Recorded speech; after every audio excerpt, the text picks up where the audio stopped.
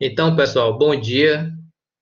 Todos nós estamos de parabéns, porque após embora já estamos trancados, mas o fato das autoridades terem dito que é feriado, então todo mundo estando aqui para assistir o grande Ramon aí, a nossa palestra, realmente todos estão de parabéns, inclusive o Ramon também por ter aceitado o convite. Ramon, eu, André Jordão, professor da disciplina Engenharia de Tráfego e Planejamento e Execução de Obras Viárias. Quero lhe agradecer pelo convite, quero lhe agradecer por ter aceitado o convite feito e em nome da instituição também, né, por você estar tão longe e ao mesmo tempo tão perto de nós pela segunda vez.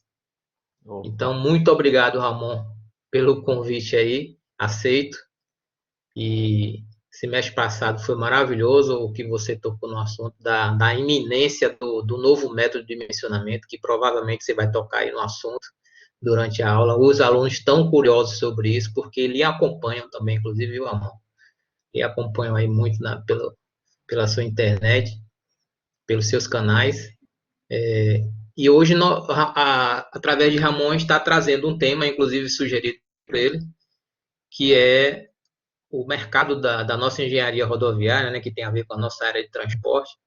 O que é que está acontecendo, o que aconteceu no passado, nesses dias de hoje, e qual é, na visão dele, que ele está muito envolvido. No Sul está tendo muitas obras rodoviárias, né, Ramon? Tá tendo, tá tendo. Tamo Aqui no melhorando, Nordeste, nós estamos sofrendo um bocado, porque parece que tudo quando acontece, acontece pelo Sul. Aí chega em segunda vez aqui pelo Nordeste. Sempre foi assim, mas eu hei de viver para ver diferente. Também tem Não, a ver mas com a circulação do dinheiro, né? Está muito, muito lá no sul do país. Sempre foi é, assim na pô, época dos cafés, né? vamos ver o Ok, que que dá. vamos ver o que é que dá. Eu quero dar uma notícia muito boa a quem está acompanhando, inclusive você, Ramon. Nós vamos construir uma ponte aqui, Salvador e Itaparica. Não sei se chegou a seu conhecimento, Ramon. Não. É uma É ponte com tanto, a ó, tá extensão muito saindo parecida com a do Rio Niterói, dá quase hum, 12,5 km. aí, ó. Dinheiro tá chegando. Existe entre, existe entre Salvador e Itaparica uma travessia de ferryboat, né? Um navio. Ou você faz pela BR e você roda mais 70 quilômetros. Então, essa ponte já vem já muito, muito tempo desejo dos baianos, e aí o governo do estado resolveu correr atrás. E quem vai estar trazendo esse dinheiro, na verdade, é o chinês, foi uma concessão, né? Acho que tem 30 anos de concessão aí. Então, minha gente, vocês que estão ouvindo aqui em primeira mão, eu estou dizendo que essa obra vai sair, porque eu estou futucando aí pelo meio dela, e fiquem atentos aos estágios. Fiquem atentos aos estágios. Vamos falar Bom, disso então, também. Ramon, obrigado, viu, de coração mesmo. Eu acho que você é um apaixonado feito eu do, da, do ramo que nós adotamos para a nossa vida profissional. E parece que está no sangue, né, essa coisa de tentar levar o conhecimento. Eu vejo muito isso em você, porque eu assisto muitas suas publicações. E esse é um dos motivos. Primeiro, pela sua total educação, disponibilidade. Você é um cara super atarefado, que eu também sei, mas falou em educar, eu sempre percebo que você está aí pelo meio do caminho. Então, há todas essas características suas, algumas se assemelham muito às minhas, principalmente essa questão abnegada da coisa. Eu quero lhe agradecer mesmo, como profissional, como colega, e em nome da minha disciplina e da instituição. Então, seja bem-vindo mais uma vez à nossa sala. E tá aí, nós estamos chegando aos 40 alunos aí para assistir. Não sei se Opa. todos são da disciplina, mas teve gente de fora na outra. Então, vieram prestigiar a mim, que tomei a iniciativa para proporcionar essas horas de conhecimento, e homenagear também a você por estar aqui com a gente num dia que poderia estar realmente essas horas com a família, já que é um grande feriado instituído aí. Então, seja bem-vindo de novo à nossa sala. Vou tirar a minha apresentação aqui e fica com você aí, a Carla. Opa, tudo bom. Bom dia a todos. Agradecer aí as palavras do André. Agradecer o convite, André, mais uma vez. Claro, com certeza não poderia negar um convite teu aí. Outra vez foi muito bom. E agora é um prazer estar aqui de novo contigo, com teus alunos. Satisfação falar um pouquinho da engenharia rodoviária, né? Nós vamos tentar trazer um pouco hoje aqui, né? Eu vou tentar trazer um pouco para quem está começando aí um pouco de esperança, também um pouco de se colocar numa realidade mesmo, né? Saber onde está pisando, para onde quer ir e também trazer um pouco de esperança aí para os futuros profissionais da área, né? E vamos também, claro, falar do método Medina. Mas agradecer o convite. Não é fácil estar no sábado de manhã, né? Quem já está aqui já é sinal que vai ser um profissional diferente aí no mercado, né? A gente provavelmente são pessoas que têm essa vontade pelo conhecimento, né? Então isso que é o importante, né? Eu costumo dizer Ramon, que pode falar. claro que muitos deles estão pela iniciativa, mas muitos porque estão lhe acompanhando. Estão aqui porque querem ouvir de você sobre as coisas que virão Poxa, realmente por aí, inclusive o Medina. Então, fica à vontade. não, que bom, que bom. Mas então tá, vamos lá, vamos começar sem muitas delongas. Deixa eu botar aqui Se você não se incomodar, Ramon, um pouco, deixe-me só fazer uma leitura sua aqui rapidamente, Pode falar. que eu acho que vale a pena pontuar. Não dá para ler, eu levaria alguns dias lendo o seu currículo, mas a gente tenta fazer um resumo aí de 1 minuto. Pois é, nem falei, né? Mas pode. Não, se você quiser se apresentar, Não, também eu pode, acho que. pode falar, pode falar. Porque o que eu vou comentar de você é o que está aqui, estava exposto, é muito pequeno. Se você quiser. Aham. Ah, fica à vontade, vá. Se apresente, Ah, sem não. falsa Ah, não. modéstia. Quem ainda não me conhece, não me acompanha, né? Até não me apresentei. Eu sou engenheiro civil, né? Ramon Mendes Knaben, formado na Federal de Santa Catarina. Fiz mestrado e doutorado lá também. E venho atuando aí na área de pavimentação mais ou menos uns 10 anos, né? E estou aí tenho uma empresa de projeto de estradas, trabalho com projeto, trabalho com fiscalização, trabalho na parte de consultoria e também estou aí na internet, né? Como alguns já me conhecem, estou aí tentando mostrar um pouco do meu trabalho, trazer um pouco do conhecimento mais técnico, né? A minha proposta ali como divulgador assim de conteúdo é uma parte, eu tento ser o mais técnico possível nessa parte de rodovias, né? E ao mesmo tempo isso me ajuda também, porque força a gente a estar sempre aprendendo. Foi uma forma que eu tive de passar o conhecimento e ao mesmo tempo também adquirir mais conhecimento, porque a gente não sabe tudo, né? Então, vem muitas perguntas, às vezes a gente tem que estudar, então tem que correr atrás, e isso vai nos ajudando a crescer mutuamente, né? Mas, na verdade, né, eu fui mais para a internet por causa também porque tive a ideia de dar o curso do método Medina, né? Então, aí uma coisa foi levando a outra. Mas, basicamente é isso, né? Ramon? E pode falar. Ah, é porque sua câmera tinha saído, mas acho que foi a internet mesmo. Ah, tudo bem, desculpe. Prossiga. Não, beleza, então é isso. E uma satisfação estar aqui com vocês. E agradeço aí todos que me seguem nas redes sociais. É importante, né? Só estou ali por causa que vocês estão ali também me acompanhando. Então tá, não, eu vou fazer aqui. Vamos começar então? Deixa eu compartilhar aqui o Positivo, conteúdo. positivo. Fica à Não vontade. está. A partir de agora aí, sem interrupção. A gente só vai parar agora, quando você concluir, a gente faz. Eu vou anotando aqui as perguntas. Eu vou Tá. passar um link aí, pessoal, para quem quiser fazer pergunta, acessa esse link, porque vem direto para mim. Aí, normalmente, eu dou uma pequena arrumadinha nas perguntas E aí eu faço, terminando, concluindo a sua palestra, a gente entra na fase de perguntas, tá bom? Tá bom. Ô, André, mas só não estou conseguindo compartilhar por causa que eu acho que tem que ter Ah, se me eu acho, colocar aí como apresentador. você sabe o que é isso? Aprendi com os alunos. Isso é problema de BIOS, professor. Isso é mesmo o que é BIOS, é É, bicho ignorante operando o sistema. essa eu conheço. Mas deixa eu liberar você. Monta lá embaixo. Desculpa aí, Luan, que reiniciei um link e esqueci. Não, Apresentador. Já vai está. compartilhar. Vou sair da tela, vou deixar você à vontade.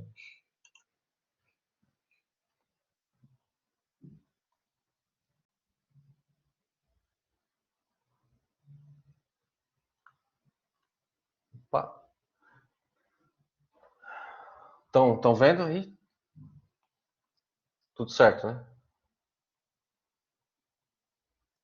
Ninguém falou nada porque deve estar. Bom, então vamos lá, pessoal. Vamos falar um Tá, pouquinho desculpe então aí, aqui. tá na tela já, tá ótimo. Tá, beleza.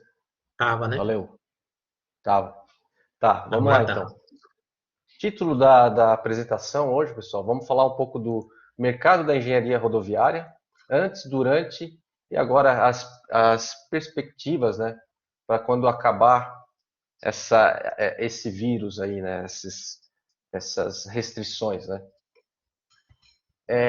A ideia aqui é a gente mostrar como é que estava a engenharia, né, antigamente, né, há 10, 15 anos atrás, aí como é que foi indo, vamos fazer um pequeno histórico e vamos tentar entender para a gente conseguir nos colocar perante a história, perante o que está acontecendo, e aí conseguir ter alguma projeção de futuro, né? Porque a gente também tem que fazer um planejamento, né? Um planejamento de vida, um planejamento de carreira, um planejamento da parte profissional, né? Tudo isso passa também da gente ter algum conhecimento nessas áreas para poder, então, planejar alguma coisa, né? E saber o que fazer, né? Saber de fato o que fazer.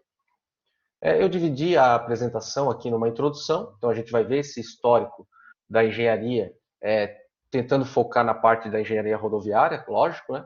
Depois a gente vai entrar nas áreas de atuações, né? Áreas de atuação que a gente pode ter na engenharia rodoviária, as principais delas, né? Eu vou mostrar para vocês onde, quais caminhos vocês podem seguir, né? O que é preciso fazer para entrar nesses caminhos e, de certa forma, ser bem sucedido, no sentido que consegue um emprego, tem um bom salário, no final das contas, todo mundo quer ter um bom emprego, né? Ou empreender, ou ser funcionário, mas ter um bom salário, viver bem, né? Alguns querem ficar ricos, outros só querem ter uma boa condição de vida. E o que é preciso fazer, né, para a gente chegar, tentar caminhar, trilhar esses caminhos? Aí vamos ver isso ali. Dividir aqui também. Aí a gente vai falar um pouquinho do método Medina. Né? Passa, né, para quem quer entrar na área rodoviária, passa por ter que se atualizar, né, e saber o que está acontecendo, o que é o método Medina, porque é uma mudança que vai acarretar num efeito cascata para todas as áreas de quem entrar na área rodoviária, e de certa forma essa mudança, para quem está se formando agora, para quem está na faculdade ainda, é bom, né? É bom por quê? Porque tu pode aprender isso e já se diferenciar de alguns profissionais que ainda vão postergar bastante, né? Então aí tu já sai num nível de competição melhor, né? Que aqueles profissionais que têm mais experiência, entretanto, alguns postergam um pouco na atualização. Então, toda mudança, né? Eu costumo dizer, toda mudança é bom. É bom para aquele que tem força de vontade de aprender rápido, né? Então, na mudança que a gente consegue se diferenciar e consegue melhorar. Por último, fazer umas considerações finais. Beleza. Bom, vamos falar um pouquinho do histórico aí da engenharia, né? Mais ou menos ali entre 2008 até 2003, era um período aí das, costumo dizer, as vacas gordas, né? período que existiam mais obras que engenheiro civil. Era uma maravilha. Todo mundo, né, tinha emprego. Eu me formei em 2009, né? Então formei bem aí próximo desse período bom. Eu lembro até que eu tinha dois colegas meus que faziam estágio num grande escritório lá de Florianópolis, famoso escritório de estruturas, né? Os dois largaram o escritório para fazer concurso público e passaram muito fácil no concurso público sem nem estudar, né? Por quê? Porque ninguém queria concurso público. Na época até outros colegas meus falaram: tu é louco, cara, vai sair de um salário X para ganhar X sobre 2 no concurso público. Tamanha era a diferença e tamanho era o boom que estava, né? O nosso setor, onde um recém-formado saía ganhando aí 8, 9 mil reais. Se afastasse um pouquinho do centro, ganhava 12, 13 mil reais recém-formado. Então estava um período muito bom, né? E aí eu lembro que esses dois colegas, dois amigos meus mesmo, fizeram concurso público para ganhar na época 4 mil reais, se eu não me engano, né? Então, menos que a metade do que um engenheiro que estava se formando, indo para a iniciativa privada, indo como funcionário, né? Estava ganhando. Então era um período aí de muito crescimento. O que aconteceu, né? Com isso, pela falta dos profissionais, começou a ter um boom também das universidades, um crescimento muito grande para a formação desses novos profissionais. Aí teve o surgimento de muitas universidades, muitas faculdades, né? Muitas de engenharia. Eu lembro, por exemplo, que nesse período, né? Nesse período aqui, entre 2009, 2010, 2011, 2012, para passar na Federal de Santa Catarina, em engenharia civil, era, se não me engano, ele só perdia para medicina, né? Estava próximo aí de engenharia de automação, que era, na época era também muito concorrido. Então era um dos cursos que ficou mais concorrido, né? Engenharia civil. E aí também começaram muitas universidades, muitas mesmo, até que chegou um ponto, né, que começou aí uma banalização do ensino, né? Ou seja, começou a se formar muita gente sem que essas pessoas tivessem a qualificação, né, para ser engenheiro mesmo. Então começou a inchar o mercado, né? Começou a crescer. Aí eu costumo dizer que começou a se introduzir um termo aí no Brasil que a faculdade é um direito da pessoa. Não, né? A faculdade não é um direito nosso, não é um direito seu. Nós não temos o direito de ter um diploma. A verdade, quando a gente tem um diploma, a gente ganha um grande dever. Até deixei aqui, né? A gente adquiriu um grande dever. Acabou de ganhar, na verdade, é um peso nas costas. Nós vamos ter o quê? Uma responsabilidade perante a sociedade de atender aquilo que a gente estudou. A gente ganhou essa responsabilidade. Então, é um erro achar que todo mundo tem que ter faculdade. Não, nem todo mundo tem que ter faculdade. Tem gente que não tem condições, tem gente que não vai ter condições de ter faculdade. E tudo bem, vai fazer outra coisa. É que nem dizer que todo mundo tem que ser, sei lá, jogador de basquete, né?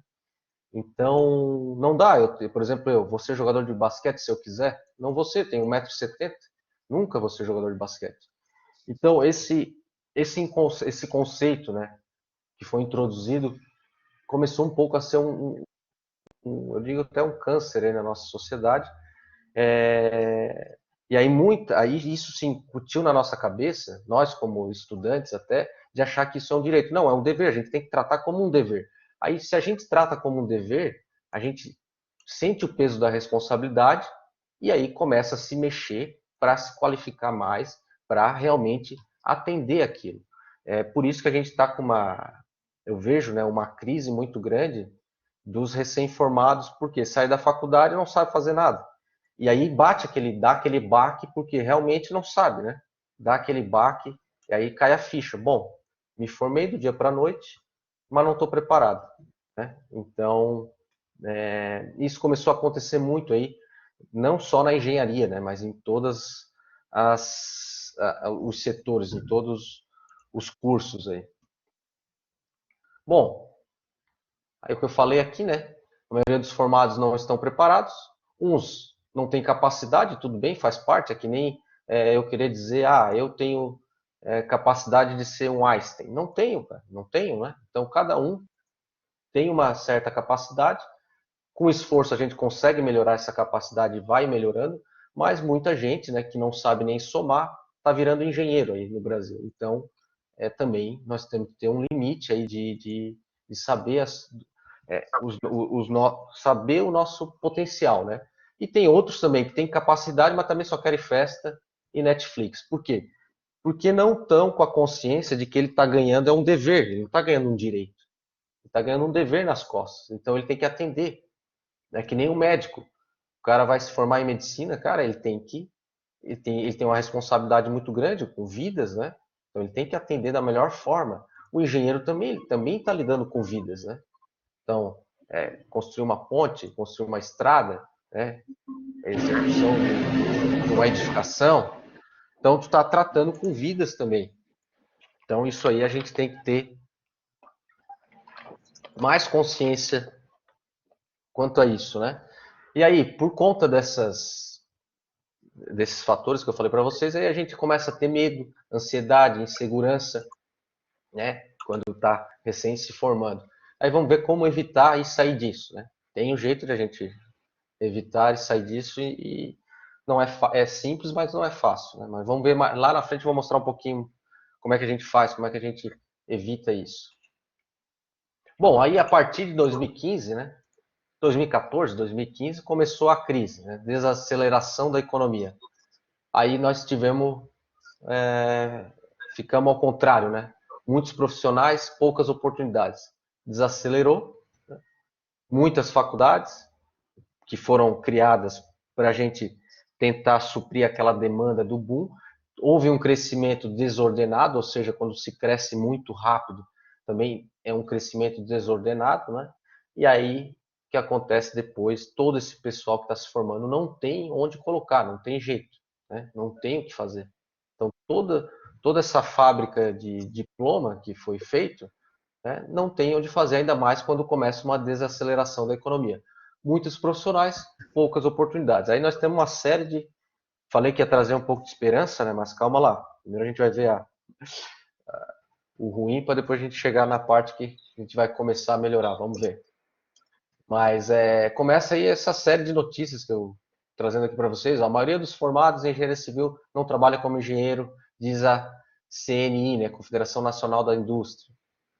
Então a gente tem aqui, ó, em 2019, a pesquisa do Instituto de Pesquisa Econômica Aplicada, como é que está o trabalho para engenheiros, né? Então ele fala aqui, ó, ao sair da faculdade, os engenheiros se deparam com o mercado com poucas vagas, compatível com a sua não compatíveis, né, com a sua formação, portanto, devido à versatilidade, eles acabam indo para outras áreas. Então, muitos engenheiros até acabam indo para o setor financeiro, né? Alguns que têm facilidade aí, a maioria do pessoal que está no setor financeiro muitas vezes é engenheiro, por exemplo, então acaba não atuando na área. Notícias de 2020, outra pesquisa. Em 3 anos, o número de engenheiros formados já supera 2,5 vezes a demanda prevista para 2020. Então começa aí, ó, em 2020 agora, né, na pandemia, estima-se aproximadamente 400 mil engenheiros desempregados. E assim vai. Após sair da faculdade, recém-formados enfrentam desemprego e subemprego. Então vocês vejam que não está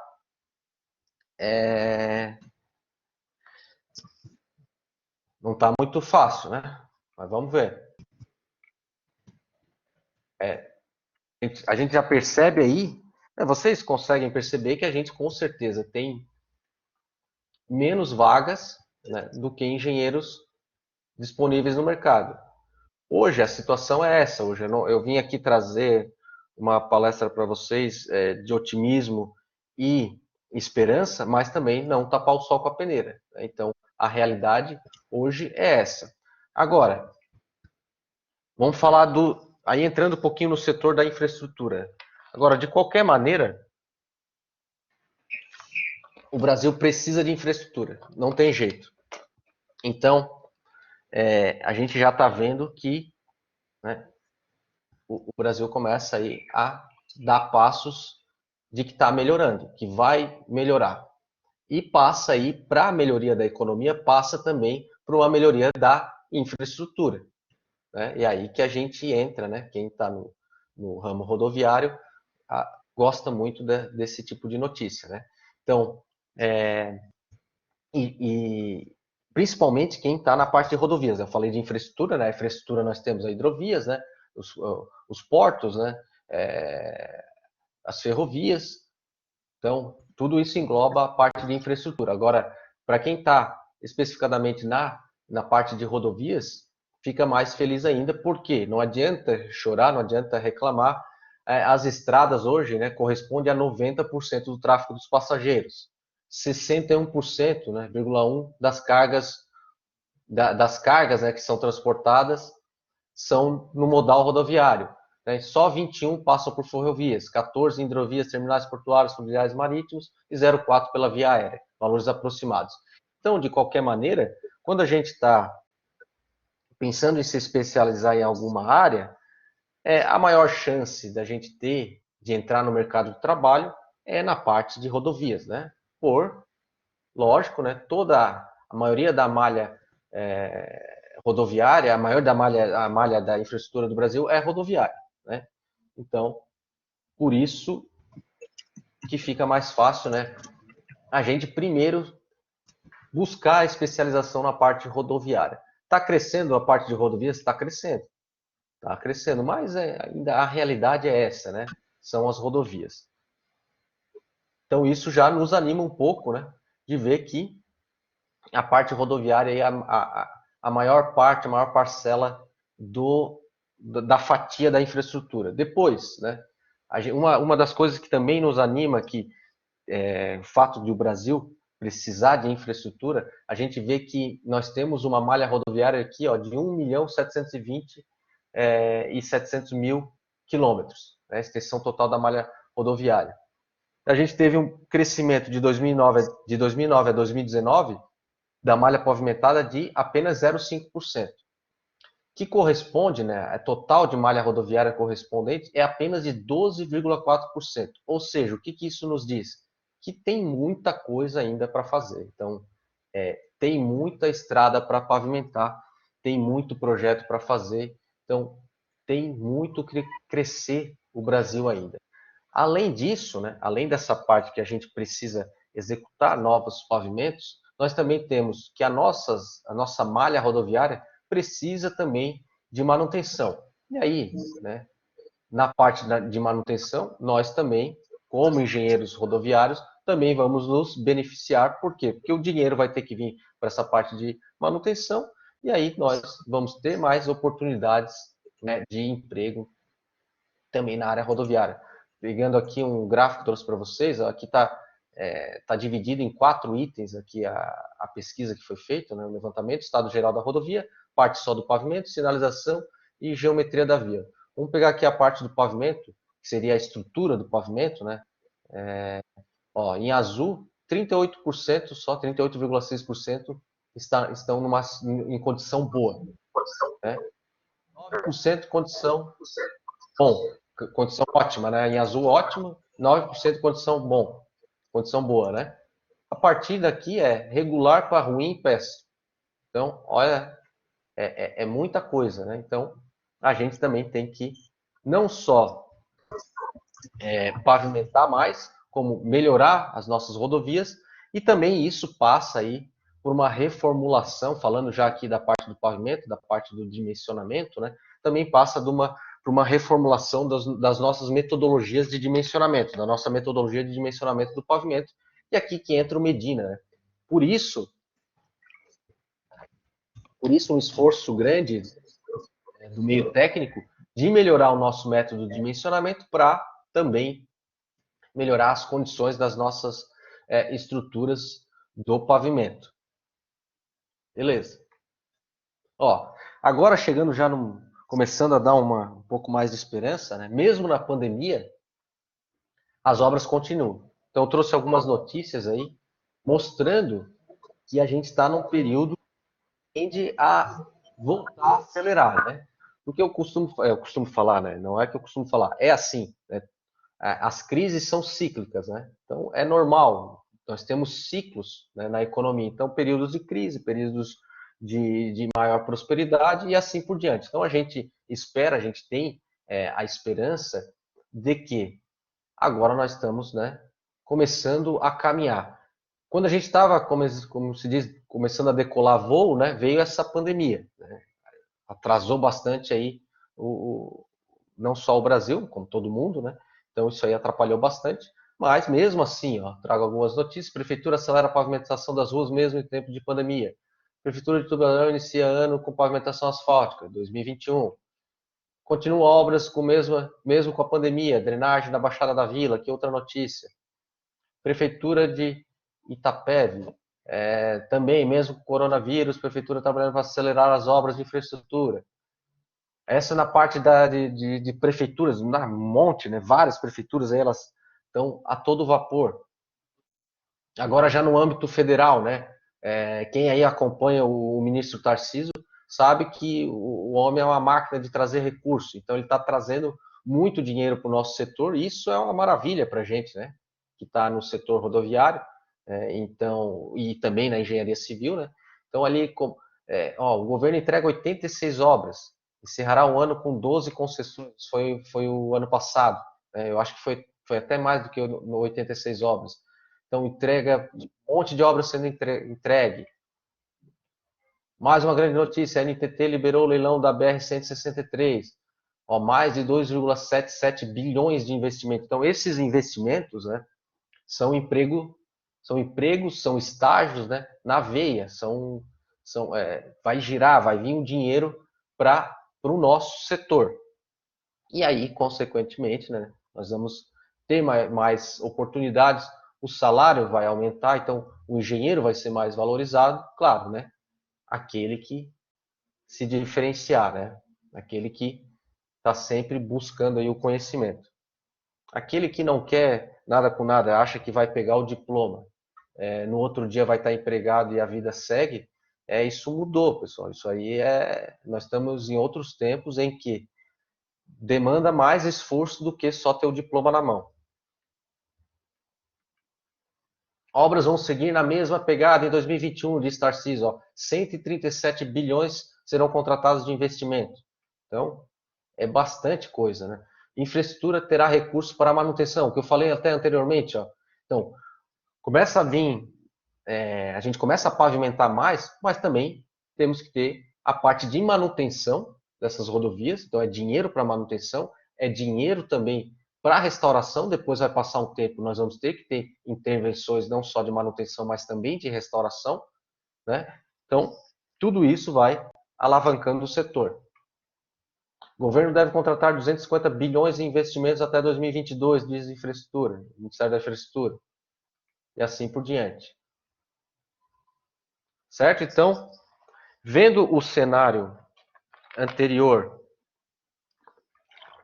vendo por que a gente entrou numa crise, né, no nosso setor, e agora vendo essas notícias, a gente pode ter sim esperança de que a coisa vai melhorar e vocês que estão aí quase se formando, talvez entrem num período não ótimo, mas também não tão ruim. Então, vão estar num período bom aí de começar as suas carreiras profissionais, né? Mas aí vamos ver, né, o que tem que ser feito para que vocês se capacitem, tenham maiores oportunidades.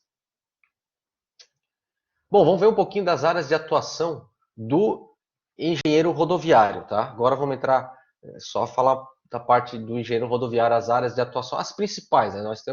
Nós como engenheiros civis, engenheiros de rodovias, ou engenheiros, quem quer ir para a área de infraestrutura, né?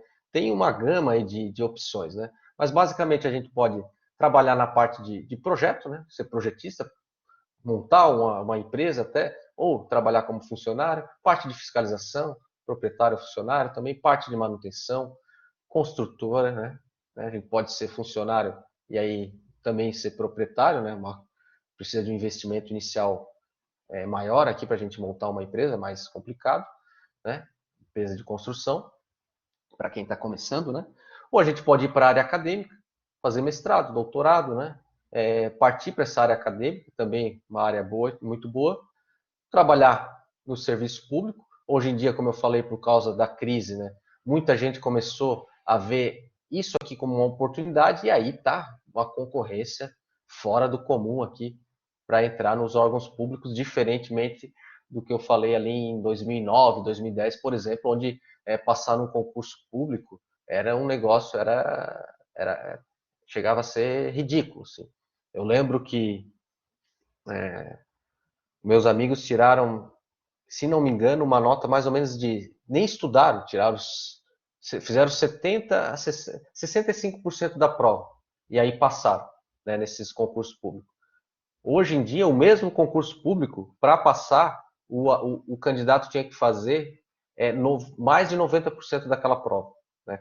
Claro que não era a mesma prova, mas assim, só para vocês terem uma ideia da dificuldade como aumentou. Né? Hoje a gente também pode trabalhar aí na área rodoviária na parte de consultorias. Beleza.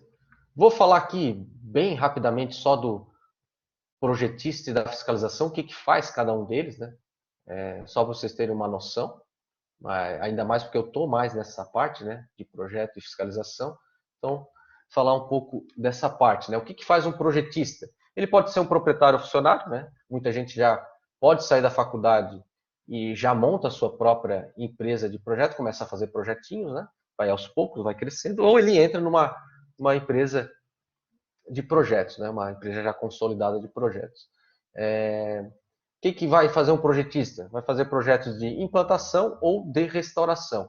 É um profissional que tem que, tem que diversificar, né, entre ficar no escritório e ir para o campo, certo? Eu vejo hoje muito projetista só de ar-condicionado, né? Isso é um problema, porque não tem noção do que está acontecendo lá no campo e aí acaba fazendo coisas aí do arco da velha no escritório. Não, tem que ir para campo, né? Diz, botar a bota na obra, ver o que está acontecendo, né? Analisar bem, né?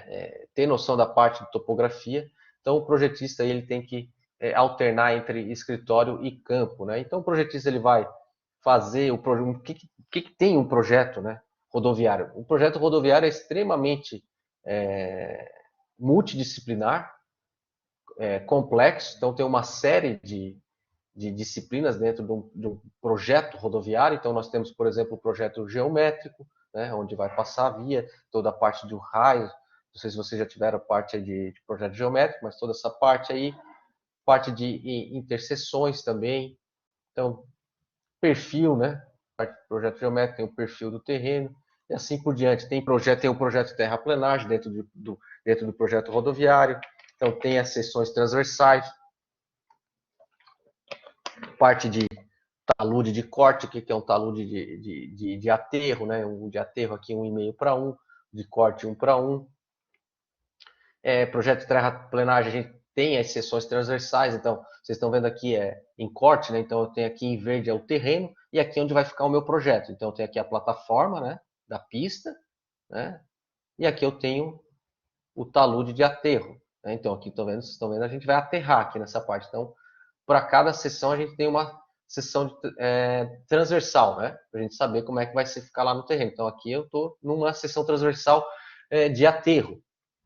Aqui, por exemplo, o terreno natural, em verde, está passando aqui. E aqui eu vou ter uma seção transversal em corte. Então, aqui eu vou tirar esse material, vou cortar para passar a minha rodovia aqui. Minha pista vai passar aqui embaixo. Aqui eu tenho o talude de corte, né? Com as banquetas também. Perfeito, né? Vou passar rapidamente aqui para a gente ver. O que tem mais, né? Um projeto de terraplanagem. Origem, destino e distribuição dos materiais. Então, esse material aqui que a gente está aterrando ou cortando, a gente faz um quadro para distribuir esses materiais. Vocês já devem ter visto isso aí, vocês já tiveram o projeto geométrico, também a gente faz essa distribuição dos materiais. Então, tudo isso está num projeto rodoviário. Então, aqui, projeto de pavimentação. Então, só aqui a parte do quê? De dimensionar a estrutura do pavimento, né? Então, a parte importantíssima. Só aqui entra toda a parte do novo método, né? O Medina, está sendo implantado. Então, determinar, de acordo com as características dos materiais, as espessuras do revestimento, né? E de acordo com o número N, que seria o número de passagens do eixo padrão rodoviário. Então, aqui a gente vai fazer o projeto de pavimentação, que é um projeto inserido no projeto rodoviário, né? Que contempla tudo isso. Projeto de drenagem, então a gente determina as bacias de contribuição, né? Para calcular os bueiros. né? Aqui, por exemplo, nós temos, ó, isso aqui é um projeto mostrando a drenagem, né? Então, eu tenho aqui vários dispositivos de drenagem. Eu tenho aqui o bueiro, o BDTC, bueiro duplo aqui, que vocês estão vendo, tubular de concreto. Isso aqui seria uma descida d'água, né? Estão vendo aqui? Aqui nós estamos num aterro grande, né? Então, aqui as banquetas, então tem as sarjetas. Então, todos esses dispositivos são também dimensionados num projeto rodoviário. Então, a parte de projeto de drenagem. E assim por diante. Também a gente pode fazer o quê? Né? Se especializar e aprender sobre o quê? Contenções. Né? Aqui, por exemplo, vocês estão vendo uma contenção, um projeto de contenção de um muro de gabião. Então, aqui eu precisava fazer, alargar a minha pista, né? Aí eu teve que ser feito um muro de contenção para eu conseguir alargar a minha pista, que seria um muro de gabião. Toda essa extensão aqui. Aqui a gente está vendo em corte. Né? Projeto de sinalização. Né? Todo projeto de sinalização tem que ser feito. Então, uma série aí de... Tem só alguns, né? Tem projetos complementares, então tem uma série de projeto de meio ambiente, então tem uma série de projetos que englobam o projeto rodoviário para quem quer ir para a área de projetos. Né? Quem quer ir para a área mais da fiscalização, né? Trabalhar mais com a fiscalização. O que faz uma fiscalização? Vai conferir, vai medir, dar soluções, dar alternativas, fazer alterações também num projeto, porque diferente da construção civil, de um projeto na construção civil, que o que a gente projeta lá na construção civil, basicamente, né, nem sempre, claro, mas basicamente o que foi projetado vai ser construído. Num projeto de pavimentação, que é um projeto mais macro, né?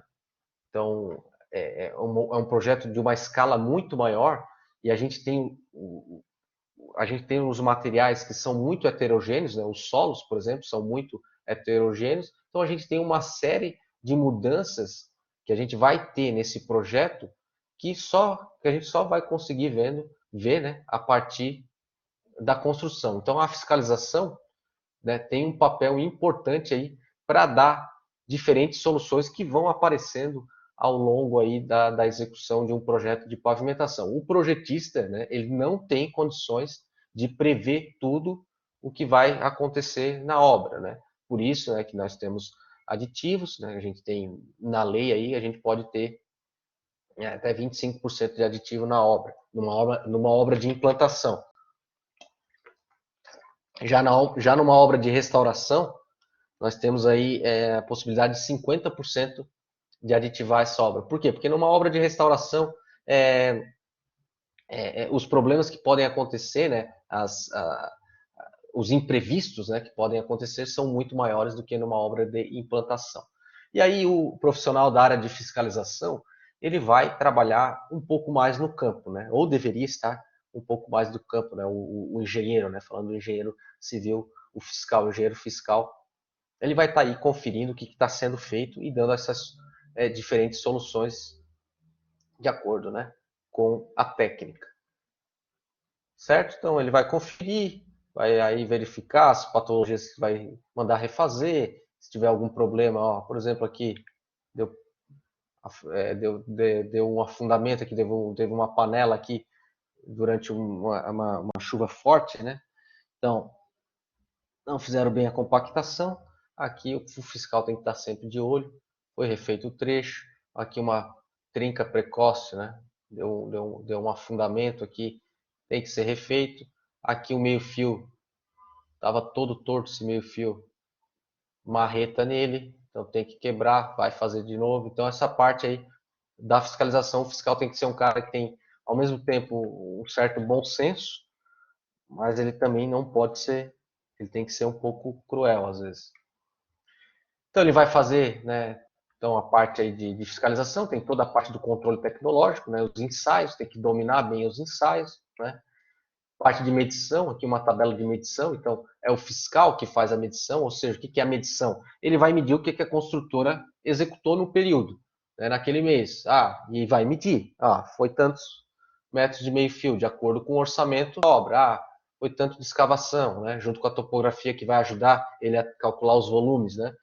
Tantos volumes de escavação, como é que foi o DMT, né? Lembra que eu falei o que é DMT, distância média de transporte? Lembra que eu falei que a gente tem essa distribuição dos materiais? Então eu escavo num lugar e levo para outro para aterrar. Então, de acordo com o DMT, essa distância, né, que eu levei de uma estaca para outra, eu vou pagar diferente aqui no projeto, né? Eu tenho que pagar para a construtora esse deslocamento que ela fez. Então eu tenho que saber, bom, ela pegou da estaca tal, levou para tal. Qual foi o volume? X, então mede lá, esse mês foi isso. E assim por diante. E aí também tem que saber, né, fazer um relatório, todo o controle tecnológico. Aqui, por exemplo, o que eu trouxe aqui? A execução do Gabião aqui seria uma planilha de ensaio do Marshall, né, do concreto asfáltico. Bom, basicamente, né, de maneira rápida, né, é isso que vocês forem para a área de projeto ou de fiscalização vão enfrentar, né? Não vou entrar nos outros temas, nas outras áreas, né? Até porque não vai dar tempo e ia ficar muito longa a apresentação. Mas vamos então agora entrar um pouco na parte não digo nem filosófica, né? Mas o que a gente precisa fazer de fato, né? Para quem está se formando agora. Eu até, quando eu estava me formando, também estava na faculdade, gostaria de ter feito mais do que eu fiz até. Então, se eu tivesse ouvindo alguém me falar isso na época, teria me ajudado bastante. Então, eu quis trazer um pouco do que eu gostaria de ter ouvido na minha época que eu estava me formando, né? Que é o quê? O que a gente precisa fazer? Não adianta, tem que ter conhecimento técnico. Primeira coisa, ter o conhecimento técnico. Tem que estudar, tem que se especializar, tem que ir atrás, né? Hoje em dia, está muito fácil com a internet, né?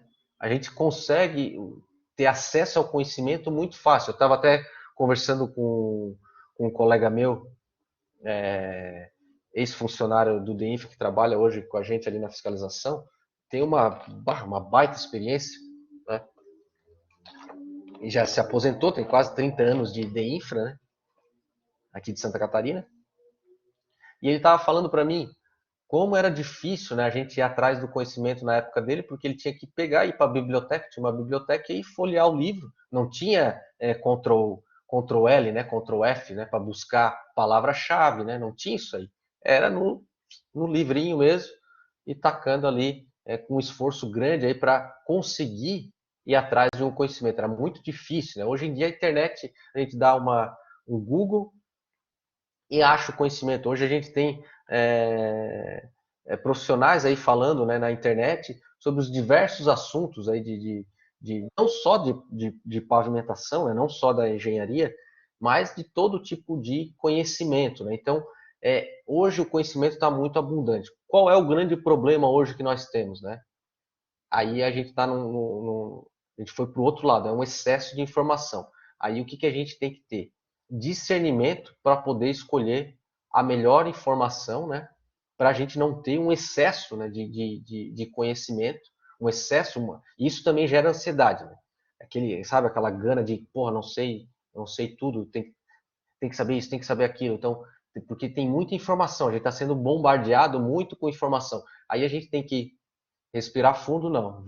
Calma, vou aprender uma coisa por vez e também saber direcionar bem o que eu vou aprender. Bom, isso aqui não serve, isso aqui serve. Então, hoje em dia o problema é o excesso de informação, né? Que também gera ansiedade, né?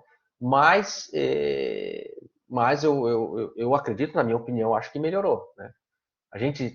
Se a gente botar a cabeça no lugar e saber realmente, bom, ir com calma, sem ansiedade, vou aprender isso devagarinho, tal, nós estamos num tempo que é melhor, né? Que a gente consegue melhor a informação. Então, primeira coisa, ter conhecimento, ir atrás desse conhecimento, não adianta. Na faculdade a gente aprende muita coisa, então a gente não consegue focar. Então, na área que vocês forem atuar, já vão adquirindo mais conhecimento, já vão buscando mais. que tem que dominar, né? As principais áreas aí que a gente tem que dominar. Tem que dominar bem o português, não adianta. Tem que melhorar. Na minha época eu vejo que como quem vai para exatas, né, deixa muito de lado a parte de comunicação, a parte da escrita, né? Então a gente acaba. O que deu? Não vejo um app para. Oh, meu Deus do céu. Peraí que deu pau no meu celular aqui. Deu. Eu vejo quem vai para exatas fica confrontando quem é das humanas ou quem é o pessoal sei lá, do direito, né? Fica essa rixa aí de quem é das exatas, quem não é das exatas, né? E aí a gente acaba tendo preconceito em ler, em procurar melhorar o português, melhorar a interpretação de texto, né? Tudo isso é importante. O engenheiro também tem que saber dominar isso, tem que saber se comunicar. Então, quem está achando aí que vai sair da faculdade e vai ficar só fazendo integral e derivada e só fazendo conta, está enganado, né? Essa parte aí do português, de saber se comunicar, de saber se expressar, tem que ir melhorando. No meu caso, eu fui melhorando bastante, né? Quando eu entrei no mestrado, eu fiz o doutorado, isso aí me ajudou, foi melhorando, mas eu tenho consciência que eu tenho que melhorar muito o meu português, tenho que melhorar muito a minha interpretação de textos. Então, aos poucos, a gente vai tendo que melhorar, ter consciência disso. Né? A primeira coisa é ter consciência disso. Claro, o inglês todo mundo fala, né? A gente tem que saber um pouco de inglês, tem que saber se virar, tem que dominar o Excel, não adianta. Né? O engenheiro que não domina o Excel aí está morto. Né? Então, tem que dominar o Excel. Domínio das novas tecnologias, então a gente está tendo aí o BIM, que está entrando aí com tudo, né? Também na infraestrutura viária. O Civil 3D, né? Muita gente aí falando na internet do Civil 3D. Então tem que dominar um pouco, tem que ter noção, dependendo da área que tu for, vai usar mais, vai usar menos, mas alguma noção tem que ter. E aí eu coloquei aqui, né, faz parte das novas tecnologias. Com certeza o método Medina, né, porque o método Medina ele vai acarretar numa mudança muito grande em todos os ensaios, né, do controle tecnológico das nossas estruturas do pavimento, então não tem como. E aqui eu vejo para vocês que estão saindo da faculdade agora, que estão nesse período, eu não sei em que semestre, né, que vocês estão, quem está se formando, quem está procurando emprego, é uma oportunidade de já se diferenciar, né? É isso que eu falo. Hoje, saber o método Medina hoje, tu já sai na frente. Daqui um tempo, né, daqui, sei lá, 5, 6 anos, não sei, né, já vai ser, assim, obrigação saber, então já não vai ser mais um diferencial, né? Então, quanto mais rápido aprender, quanto mais rápido ter domínio das novas tecnologias que estão surgindo, melhor tu consegue atender uma demanda, né? E aí tu vai lá e pega essa oportunidade. Ser uma pessoa agradável de confiança, claro, né? Boa resposta em situações de pressão, capacidade de analisar grandes volumes de dados, agilidade para identificar problemas e resolvê-los, né? Facilidade para trabalhar em equipe, não adianta, boa comunicação. Então tem que ser uma pessoa aí que está sempre, né? Se a gente for um funcionário, por exemplo, né? A gente tem que sempre entregar mais do que foi pedido. Essa é a ideia. Por quê? Vocês não têm noção como isso faz diferença, tá? Sempre entregar mais do que foi pedido, né? Vocês estão na faculdade, o professor pede para fazer um trabalho, um projeto. Cara, entrega mais, capricha, entendeu? Capricha, tu já vai criando essa casca, né? Já vai criando, já vai internalizando isso de que tu sempre precisa dar um pouquinho mais do que te foi pedido, né? E assim tu vai se destacar, porque acho que nem 10% dos profissionais fazem isso. Então, o que eu vejo aí de empresas que ao mesmo tempo, né, tem um excesso de engenheiros, né, na área, mas as empresas estão reclamando que não tem profissional capacitado, falta profissional capacitado. Então, né, se a gente nos capacitarmos, fatalmente a gente não vai fazer parte daquela estatística do começo da apresentação, né? Em que o engenheiro recém-formado não teve a oportunidade. Não, nós não vamos fazer parte, vocês não vão fazer parte dessa estatística, né? deixa aquele que não quis ir para frente. Certo? Outra coisa, né? Até trouxe aqui uma foto do seu Madruga, mas nós temos um fetiche, né, do trabalho perfeito, né, de fazer o que ama. Hoje eu vejo isso muito claro na nossa, acho que até uma epidemia aí da nossa geração, né? É um trabalho muito grande para começar. Comece, né? A pessoa quer o trabalho perfeito. Ah, fez engenharia, aí chegou no final, ah, não sei se é isso que eu quero. Ah, eu quero quero vender miçanga, quero vender chinelo na praia, quero ver. Então, eu quero, ah, não é isso, quero montar um restaurante. Então, sim, é o fetiche do trabalho perfeito. Está sempre procurando fazer o que ama. Na verdade, né, se a gente analisar a geração dos nossos pais, dos nossos avós, a gente aprende a gostar daquilo que a gente faz bem e serve aos outros. Então, é servindo aos outros, é sendo útil, é sendo uma pessoa que aquela outra pessoa precisa de mim. Então, eu sou funcionário da empresa. Bom, o meu patrão precisa de mim. Por quê? Porque eu estou dando valor, estou gerando valor. Então, isso vai te dando, vai tirando aquele vazio de que, ah, eu não faço o que eu amo. Tu aos poucos vai gostar daquilo que tu está fazendo. Claro, né? Sempre estou falando isso aqui com certo bom senso. Porra, a pessoa odeia fazer, sei lá, odeia de muito aquela coisa. Aí odeia matemática, aí vai virar engenheiro. Também não é isso que eu estou dizendo, né? Mas é aquele fetiche de estar sempre procurando a felicidade no trabalho, tá?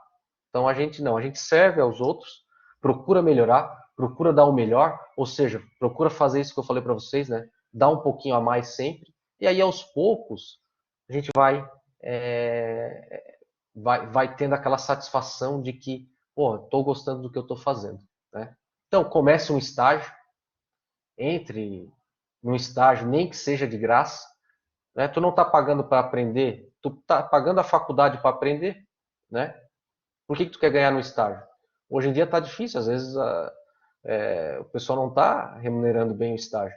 Mas trabalhe de graça, por quê? Num estágio que tu vai aprender, né? Óbvio, né? Tu está trocando o teu serviço para aprender. E muitas vezes vai estar aprendendo até mais do que na faculdade. Porque é ali que tu está conseguindo botar todo aquele teu conhecimento teórico que tu teve na faculdade em prática. Então, colhem num profissional experiente, ajude ele, porque assim vai ser ajudado, vai aprender com ele e vai aprender mesmo que seja de graça num estágio, tá? Vou ter até a frase aqui do seu Madruga, que ele fala, tem aquela, eu acho essa muito boa, não existe trabalho ruim, né? Ruim é ter que trabalhar, no nosso caso, eu quis falar que é o contrário, não existe trabalho ruim, ruim é não trabalhar, né? Então, vamos pegar aí, vamos começar um estágio, vamos ir atrás, porque assim, ó, depois, no outro dia depois da formatura, vocês vão passar de estudante para desempregado, né? Então vai dar aquele baque. Então, se prepare. Eu lembro que na minha formatura tem um amigo, um colega meu que se formou comigo, né, amigo meu, e ele dava risada porque ele tava, a gente se formou, né, no sábado, aí domingo aquela ressaca, né, da festa, né, e aí segunda-feira ele acordou numa depressão, ele falou que acordou numa depressão inacreditável. Ele parou, cara, eu tô desempregado. Então, assim, a gente tem que, né, ficar ligado, ficar ligado. Aquela história, como diz a minha mãe, né? Cochilou, o cachimbo cai. Vamos lá. Terceiro, mostre o que você pode fazer, né? Apresente o seu serviço. O que eu falei anteriormente, né? O engenheiro, né? A gente que entra na parte das exatas, né? Deixa muito de lado a parte do marketing, né? Deixa muito de lado a parte de comunicação, né? A gente tem que aprender a se comunicar, né? Aprender a mostrar as nossas capacidades. Então, é, como é que a gente também faz isso, né, que eu falei anteriormente? Ajude os colegas, transmita o seu conhecimento. E aos poucos, um ajudando o outro, aos poucos vocês vão melhorando, e aí melhorando também a comunicação. Então, faça cursos de vendas, faça cursos de marketing, se apresente, saiba como se portar, né? Então, tudo isso é importante, né? Isso é uma coisa que eu demorei muito, né, para ver, que é importante a gente saber se comunicar, né? Quem está na parte de exatas aí, deixa muito isso a desejar, tá? E aí a gente acaba levando aí, aí a gente não sabe cobrar os nossos serviços, né? Acaba perdendo por um cara que é muito pior tecnicamente que nós, que somos engenheiros, né? Acaba perdendo por um cara que sabe se comunicar melhor, sabe se vender melhor. Outra coisa que eu costumo dizer, né, que eu digo sempre para a gente ter cuidado com essas armadilhas, a síndrome que eu chamo a síndrome do não ser o suficiente, ao mesmo tempo que a gente tem que ir atrás do conhecimento, que muitas vezes a gente sai da faculdade, muitos profissionais saem da faculdade e realmente não sabem nada, também tem aquele profissional que já sabe bastante, mas está sempre achando que não sabe o suficiente, aí nunca começa, né? É a síndrome do não ser o suficiente, né? Então, comece, bote a cara, vá atrás, saiba que é no processo que tu vai ir melhorando como engenheiro. Tu não vai saber tudo, né? Te acalma. Por exemplo, não queira aprender tudo. Também não queira sair da faculdade, entrou já no emprego, já quer ganhar 10 mil reais, 15 mil reais. O cara já quer ganhar milhões, já fica indignado porque está ganhando pouco, já só reclama. Então calma, né? Calma. As coisas são aos poucos. Síndrome do propósito, isso eu já falei até anteriormente, né? É que a busca da sua felicidade num propósito, isso é um câncer aí que eu vejo na nossa geração. Então, aí traz um vazio, né, existencial grande, que está errado o nosso foco. O foco tem que ser em ajudar o próximo, né? Ajudar a outra pessoa. Foca no outro. Então, se tu ajudar o outro, aí sim tu vai estar vai estar realmente no teu propósito, né? O teu propósito é gerar valor para uma outra pessoa, né? Seja qual for a área aí que você vai entrar, tá? E a outra que eu já falei também é a ansiedade de aprender tudo. Tem gente que quer aprender tudo, não dá. Vá aos poucos, não tem como. Beleza, outra coisa é saber exatamente, ter noção onde é que você está e para onde você quer chegar. Então, se a gente não sabe, né, onde quer chegar, qualquer caminho serve. Então, a gente tem que, né, o livro da Alice no País das Maravilhas, né, que tem essa passagem famosa, que a pessoa não sabe onde quer ir, né, e aí qualquer lugar serve. Então, saiba onde você está, né, ó, eu estou aqui e eu quero chegar nesse patamar. E o que eu vou fazer para isso? Por exemplo, estou dando meu exemplo aqui, né? Hoje, né, onde eu estou hoje? Hoje eu sou projetista, sou proprietário de uma empresa, mas não faço todo o projeto.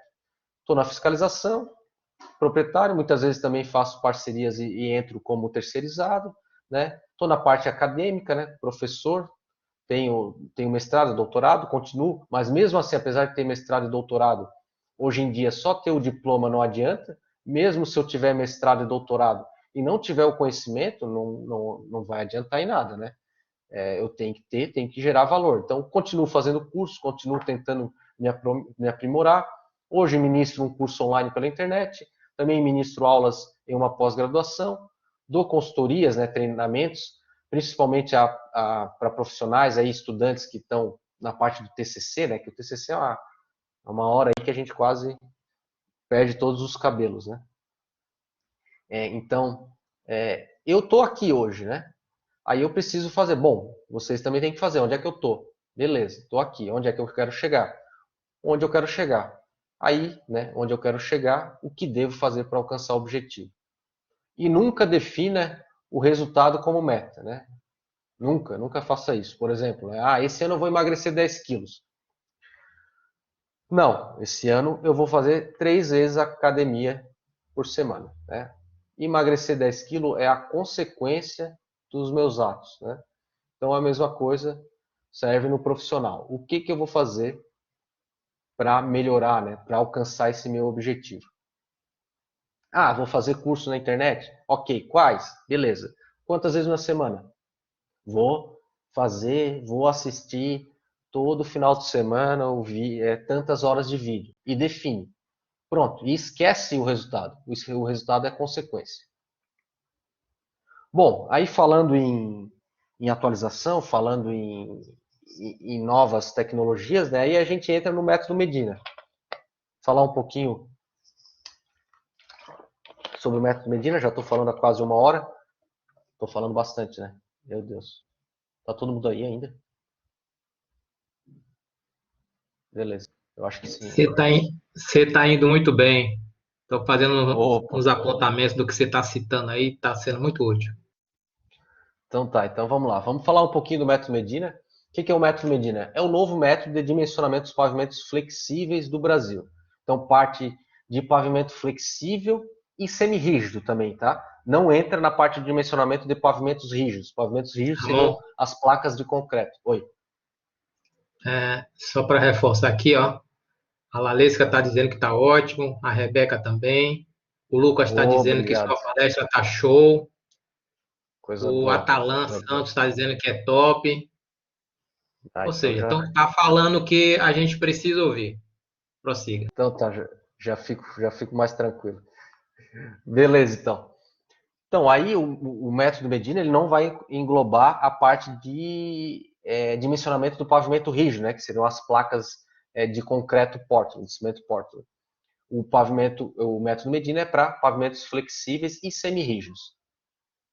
Então, o que é o método Medina? Então, é um esforço grande aí de vários profissionais do corpo técnico rodoviário. Então, foi uma parceria entre o DENIT, a COP do Rio de Janeiro, né, Universidade Federal do Rio de Janeiro, junto com o Centro de Pesquisa da Petrobras, o DENIT, junto com a COP, fez uma TED em 2014, né, que é um termo de descentralização, né, para fazer esse novo método, como é que eu vou dizer,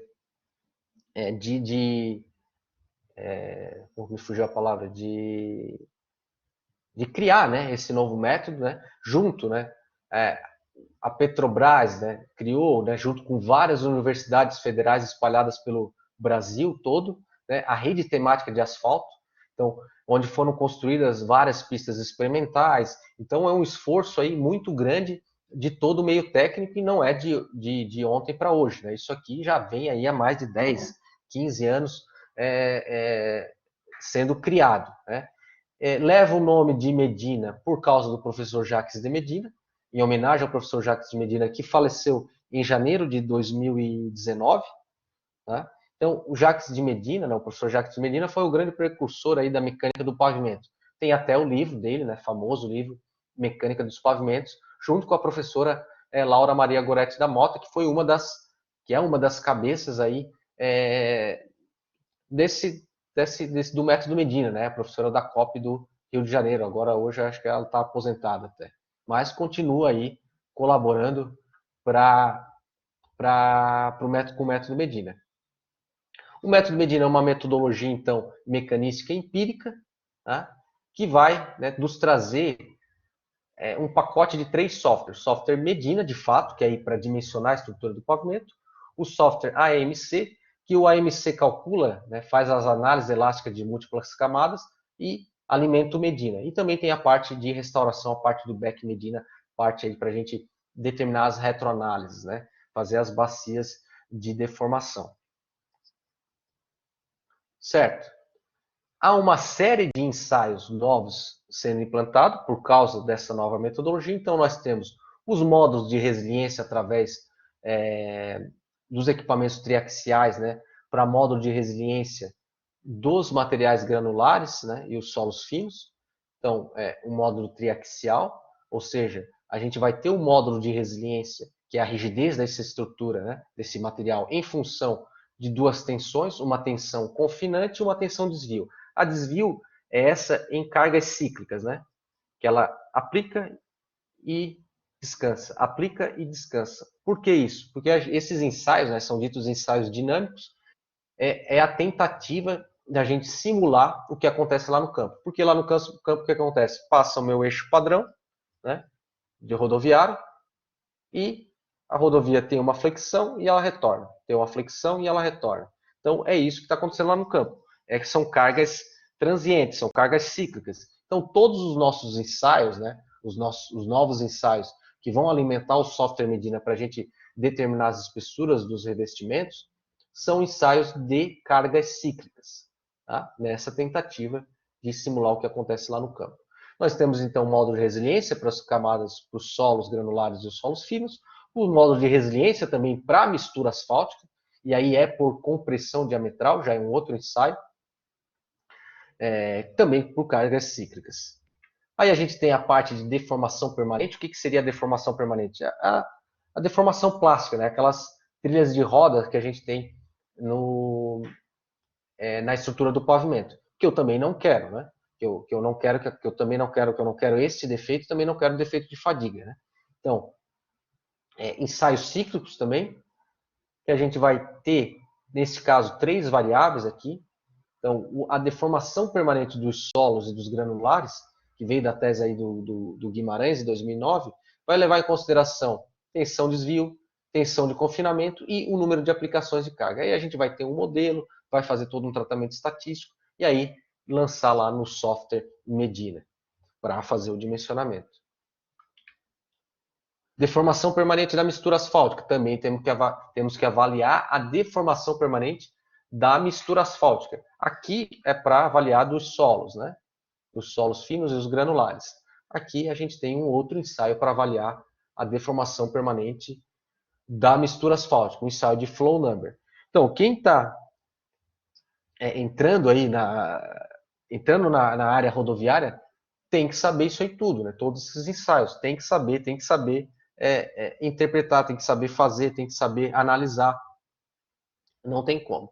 E a gente entra também no ensaio de fadiga.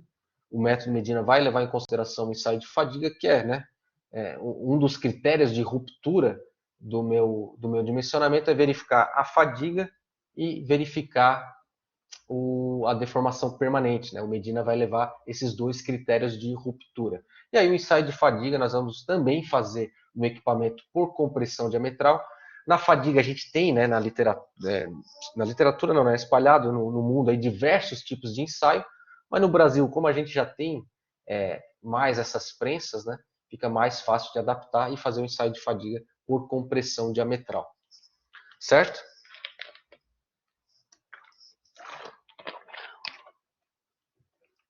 Bom, falei um pouquinho aqui do método Medina, não vou, como é que eu vou dizer, me alongar tanto hoje no método Medina, porque não sei se alguns já sabem, né? Segunda-feira a gente vai dar, eu e o professor Joey da Federal do Paraná, vamos ministrar um mini curso gratuito do método Medina.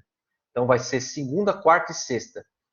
E lá, né, nós vamos ter mais tempo de ir aos poucos, né? Na aula de segunda a gente vai entrar um pouquinho por que a gente está indo do software, indo do método Medina, método do CBR indo para o método Medina, né? Por que essa transição? Né? Na quarta-feira a gente vai entrar já nos ensaios, de fato, e na sexta-feira a gente vai fazer um dimensionamento na prática, utilizando o software Medina e mexendo também no back Medina, mexer um pouquinho também na parte de restauração. Então eu não quis trazer tanto hoje aqui, falar tanto do software Medina, porque o mini curso já começa segunda-feira agora. E lá vai ficar bem mais didático, né?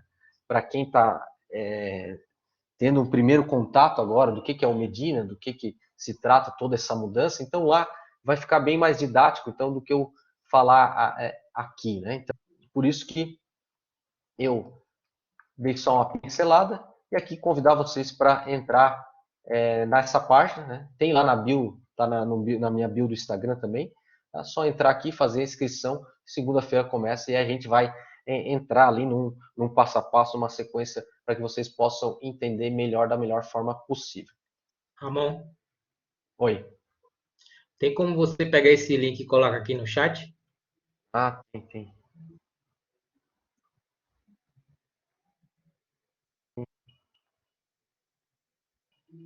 Isso aí.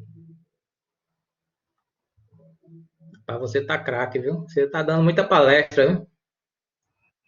Pois é, será que eu estou melhorando já? Não, a gente vai melhorando, né? Tinha que ser. Fechou, foi, né? É só colocar o e-mail e aí só que tem que entrar no e-mail de vocês e confirmar, né? Porque até é uma segurança para vocês. Bom, considerações finais então, né? O que a gente pode tirar aí no final? Você necessita de conhecimento e força de vontade em qualquer situação, ou seja, tudo que eu falei aqui sobre ir atrás, ser uma pessoa que está proativa, né? Ir atrás do conhecimento, até, né? Falar isso aqui para vocês, quem está num sábado de manhã, num feriado, né? Tá aqui no sábado de manhã ouvindo, né? Coisas novas, já é uma pessoa que não está lá não está muito preocupada em ficar só em festa e Netflix, né? Tá querendo se atualizar. E vocês têm que ter noção também, pessoal, a gente tem que ter noção, isso eu digo para vocês e para mim também, que as crises são cíclicas, né? Então, aproveitar bem os ciclos de vacas gordas, né? Então, nos ciclos de vacas gordas, trabalhar muito forte, né, nesses períodos, acumular um certo patrimônio também, né? Trabalhar forte também, começar a fazer reservas, né?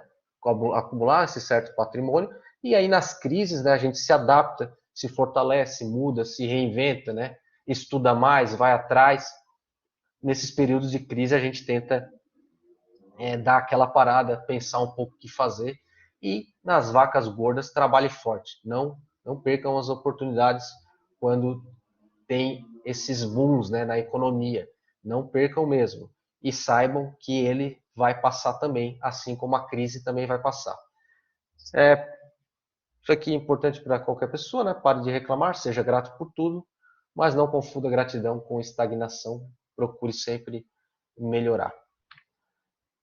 Bom, é isso aí. Muito obrigado a todos. Quem quiser, não sei se todos já me seguem aí no Instagram, Engenheiro Kinabe. Quem está no YouTube, tem no YouTube também, aí é Ramon Kinabe. E também no Facebook, tá? Ramon Kinabe também lá no Facebook. Muito obrigado aí. Agradecer mais uma vez também o convite do André. Foi um prazer aí, acho que me estendi um pouquinho, mas era isso. Se quem quiser perguntar alguma coisa, fique à vontade. Ok, deixa eu entrar aqui. Deixa eu descompartilhar aqui, né? Certo. Como é que eu faço? Pessoal, não saiam da sala ainda não, porque primeiro eu preciso que vocês façam isso aqui. Como que eu saio aqui, André? Eu saí já? Você está vendo aquela bolinha, um círculo com um quadrado no meio, em Um círculo cima? com... Ah, tá. Vi. Pronto, já Feito. desconectou o que você está apresentando. Beleza. Deixa eu colocar meu rosto aqui também.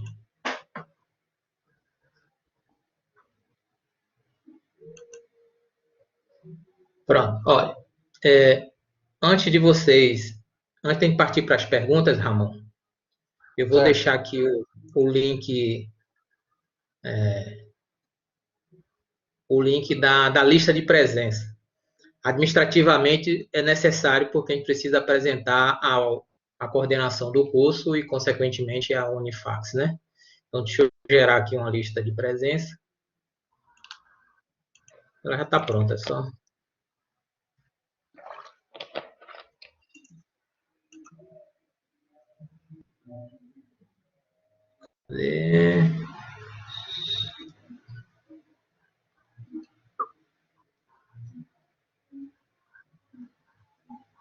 Aqui.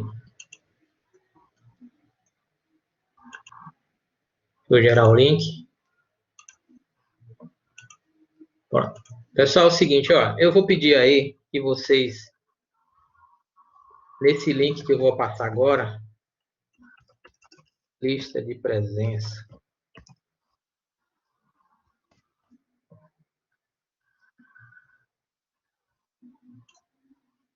Assim que a gente terminar as perguntas, que vocês entrem para poder registrar agora, né? Quem está aqui presente. Ramon, antes de lhe agradecer, vamos às perguntas? Pode, se eu souber responder.